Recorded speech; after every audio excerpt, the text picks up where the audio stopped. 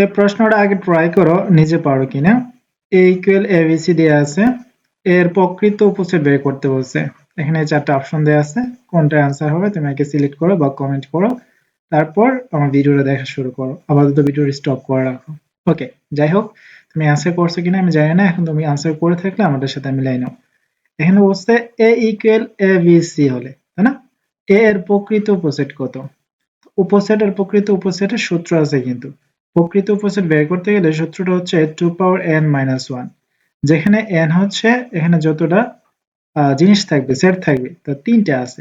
So আমরা লিখতে পারি 2 কিউব মাইনাস 1, 2 কিউব মানে কত? 8 মাইনাস 1 7। সো অ্যান্সার ইজ হচ্ছে 7।